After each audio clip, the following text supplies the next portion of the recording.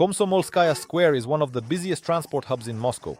Here, 3 railway stations, several metro stations, roads, pedestrian flows, and the constant noise of movement all converge. Everything here seems functional and straightforward. But hidden alongside this rhythm is an object that has remained unnoticed for decades. It's an old brick wall tucked away deep between Leningradsky Station and the access tracks. It doesn't catch the eye unadorned by any architectural elements, but immediately gives off a sense of strangeness. Gray, with large bricks and darkened joints, it looks as if it's a remnant of something long forgotten. Neither maps, nor metro diagrams, nor transport guides mention it. There are no plaques on it. The wall seems to have fallen out of the current reality and become stuck between eras. Around it, everything is new, concrete, well arranged. It is old, uneven, silent. If you look closely, you can notice the details. Lime mortar, characteristic of 18th century masonry. Settled joints, traces of restoration work apparently done many decades ago. Local historians suggest that this is a surviving fragment of the artillery yard wall, which existed here long before the train stations. If that's true, then the wall is one of the few physical remnants of the Moscow that existed before the arrival of the railroad. And it is from here that our journey into the past begins. To notice this wall, you need to step away from the central part of Komsomolskaya Square and walk around the Leningradsky railway station building. There, where you no longer expect to see anything remarkable, among technical buildings and fences, a fragment of old masonry comes into view. Against the backdrop of monumental facades and Stalinist architecture, this modest grey wall almost disappears, yet it stands out with its corner, its line, its texture. It doesn't fit into the geometry of the square, as if it was forgotten during one of the reconstructions. Architects who have studied this area note, the masonry is not typical for the 20th century. The bricks are of the old Moscow format, the mortar is lime-based, the joints are recessed, without cement filling. All this suggests that the wall could have been built as early as the 18th or early 19th century.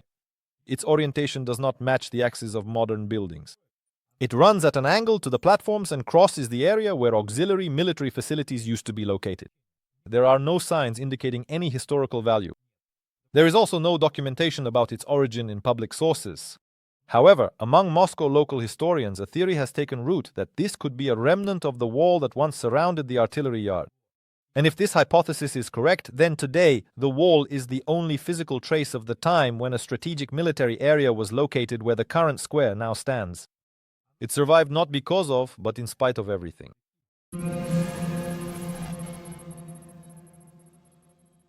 Long before the train stations appeared on Komsomolskaya Square, this area was called Kalanchyovskoye Field. In the 18th century, it was located on the eastern outskirts of Moscow and was used for facilities not intended for everyday urban life. It was swampy, deserted, and quiet here. An ideal place for a military arsenal. It was on this site that the artillery yard was built, which was a closed area for storing ammunition, cannons, and military equipment. The complex was surrounded by a massive stone wall. It was constructed from durable lime brick, designed to withstand not only break-in attempts but also possible internal incidents. Explosions, fires. Inside the walls were warehouses, foundries, and workshops. The facility was guarded and was strategically important for the entire Moscow defense structure. According to preserved maps from the early 19th century, the line of the wall ran at an angle to the current streets and partially coincides with the location where the mysterious wall near Leningradsky Station stands today. This coincidence has long become a reason for speculation among local historians.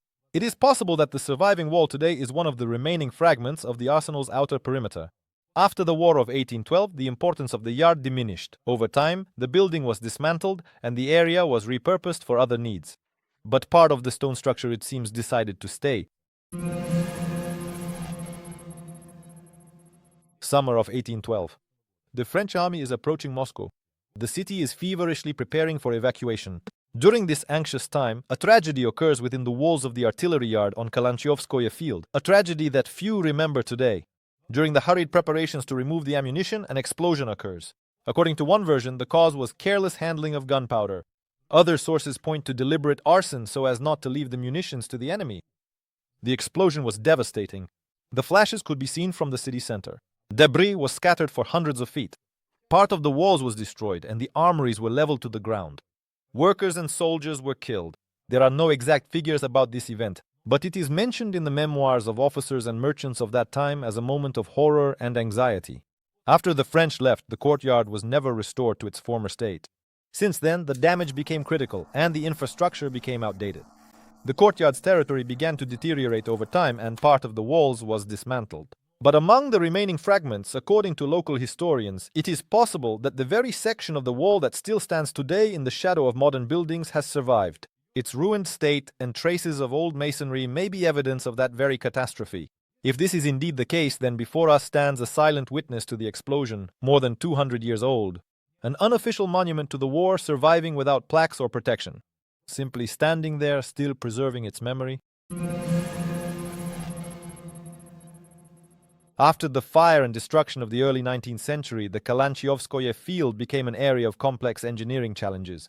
The soil here was damp and the groundwater level was high. Natural streams and channels hindered construction. To prepare the area for future development, the authorities decided on large-scale drainage. The first thing they did was to put the Olkovets River, one of Moscow's oldest waterways, underground. It was enclosed in a brick culvert which is still in operation today. Following the Olkovets, small streams and artificial ditches connecting the Krasny Pond and nearby lowlands were also sent underground. The builders used technologies typical of the late 19th century. Brick vaults, clay waterproofing, and multi-layer backfilling. Remnants of old foundations and walls discovered during the work were often left in place, as supports or as technological boundaries. According to some sources, the line of the current wall coincides with the route of one of these culverts. This may explain why it was not demolished. It served as a barrier, separating zones with different loads. It is also possible that the wall was used as a guide when laying pipes or channels. Today, beneath the asphalt of the square, there is an entire network of old underground arteries. They are invisible, but they still function. And above them, a section of the wall has survived. Not only the technological revolution, but also a change in meanings. First, a military zone, then a transportation center.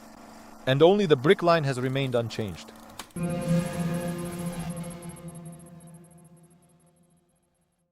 Before the territory of Komsomolskaya Square became a transport hub, there was a large body of water here, Krasny Pond.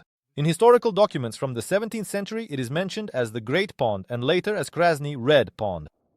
This pond was fed by the Olkovets River and served as a natural reservoir for the eastern outskirts of Moscow. It was used for water supply, fish farming, and in winter as a source of ice. The pond was located where the railway tracks and platforms of the Leningrad direction now run. Its length reached hundreds of feet, the banks were marshy, and the bottom was uneven. With the development of the city, the pond was increasingly seen as an obstacle. For a while it was still maintained, but eventually a decision was made to eliminate it. In 1866, drainage began. A few years later, the bottom was compacted and the banks were cut down, and tracks began to be laid in its place. By 1893, the pond had been completely filled in. The remnants of its bed disappeared under layers of earth, gravel, and railroad ties. But geological studies still record anomalous areas with high moisture levels. Yes, these are the very traces of the former reservoir. Interestingly, the line of the mysterious wall partially follows the shoreline of the old pond. Perhaps at one time it served as part of the embankment or as a boundary between the military and natural zones. Today it stands where water once splashed and where an invisible border between the past and the present once ran. Before the railroad and stations appeared on the Kalanchyovskoye Field, this area remained part of the natural landscape, swampy, uneven, and crisscrossed by streams. The name field is misleading. It was not a green plain, but rather a chain of meadows, flooded lowlands, and impenetrable ravines. Several streams flowed here, merging with the Olkovets River. These waters fed the Krasny Pond and created a damp, unstable environment unsuitable for permanent construction. Nevertheless, it was this very area that was chosen in the 18th century for the location of the artillery yard. The reason was simple: its distance from residential neighborhoods and convenient access to river routes. The buildings were erected on artificial embankments, and along the perimeter, drainage ditches and retaining walls were constructed to reinforce the soil. As Moscow grew, the Kalanchyovskoye Field began to be developed. At the end of the 19th century, railways started to be laid, ravines were filled in, and streams were hidden in pipes. The area was leveled, the terrain was smoothed out, and many old structures were destroyed, but some of the walls that were below ground level have survived. They were simply buried, left in place. Today, the landscape of the square appears flat, but beneath it lies the memory of the old pond and its water surface. In the second half of the 19th century, Moscow began to change rapidly. Railways became a symbol of the new era. In 1849, the Nikolaevsky railway station was opened, becoming the first on the territory of what is now Komsomolskaya Square. Later, the Yaroslavsky and Kazansky stations were added to it. All three stations were built on the site of the former Kalanchyovskoye Field, an area that had previously served as a place for warehouses, shooting ranges, and marshy ponds. To build new tracks, it was necessary to level the terrain in the land and remove previous engineering and natural barriers.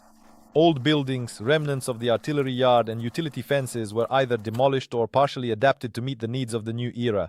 Engineers tried to use surviving sections of walls as retaining elements or temporary supports for the platforms under construction. Among archival documents, there are mentions that during earthworks, workers would find ancient brick foundations and fragments of walls. Sometimes these were dismantled, but more often they were left in place if they did not get in the way. Especially sturdy sections could simply be buried without being touched. It is in this way local historians believe that part of the wall, which now stands at the edge of the station's technical zone, may have survived. The history of the rails in this area did not begin from scratch, but on the layers of the old city. Each railroad tie on these platforms is a trace of time, and the wall beside them is a remnant of what existed before speed, steam, and loud whistles.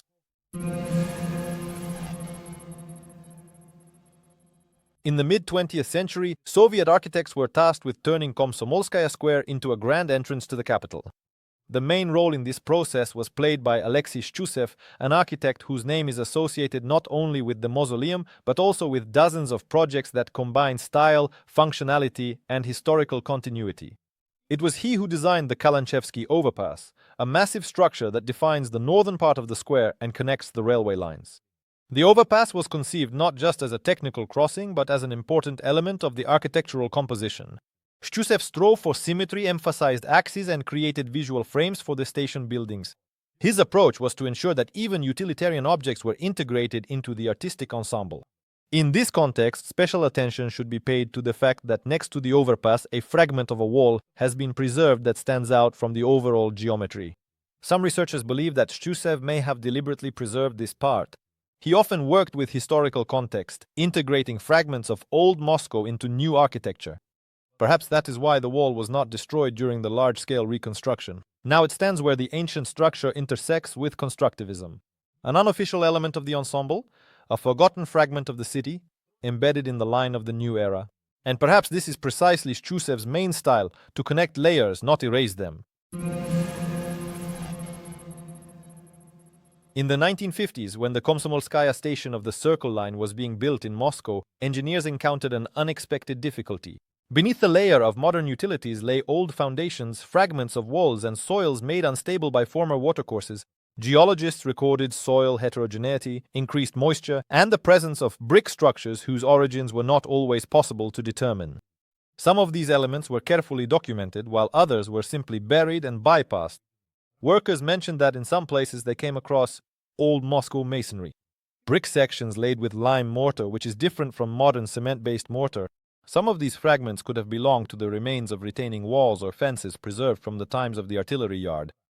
According to some sources, one of these fragments is located near the northern exit of the station, right next to the very spot where today you can see the mysterious wall. The construction of the metro in this area not only sped up transportation, but also revealed the multi-layered history beneath Moscow. In the reports and diagrams, there are markings of old foundation lines that conflicted with the modern architecture. These traces, like the wall itself, serve as a reminder. Beneath every new layer of the city, the past is hidden, and sometimes it is impossible to erase them, even with concrete and escalators. They continue to live on in the lines of the tunnels, in the turns of the corridors, and in that very wall we see today as the last fragment of the old system. Among Moscow's local historians and architects, interest in the mysterious wall at Komsomolskaya has not faded for many years. Although it is not listed in the registers of monuments and is not protected by the state, in professional circles it is studied with remarkable attention. In publications on specialized forums, in blogs about urban archaeology, and even in notes by Moscow tour guides, this wall is mentioned as an informal artifact worthy of study. The masonry technique is of particular interest. Experts note that the brick is different from the typical Soviet kind. It is larger and has a distinctive old Moscow shape. The mortar is lime-based and the joints are deep and not sealed with cement. This indicates that the structure predates the revolution. Some field studies suggest that the masonry could date back to the early 19th century, or perhaps even the late 18th century. There is a theory that the wall may have served not only as a barrier but also as a boundary between technical zones. Such a combination of defensive and engineering purposes was found in Old Moscow, especially in areas where military facilities and waterways coexisted. Although no official preservation work is being carried out on the wall, interest in it continues to grow. This is a rare case where a fragment of brickwork itself becomes the subject of research. And as long as it stands, those who observe the passage of time have a chance to understand how the city functioned before it became the capital of the industrial era. In Moscow, changes happen constantly. Some buildings rise in just a few months, while others are demolished overnight. The city lives in a state of continuous renewal, and in this rhythm, it is especially easy to lose something quiet, unnoticed, and unprotected. The abandoned brick wall on Komsomolskaya is just such a case. It doesn't participate directly in city life, carries no functional load, isn't protected by law, and yet it is important. Each of its bricks is a fragment of that Moscow which no longer exists. The walls of the arsenals, the paths of the Kalanchyovskoye Field, the banks of the Red Pond, all of that has long since disappeared, and only this wall still reminds us that there was once another city here. A city without trains, without a metro, without kiosks and underground passages.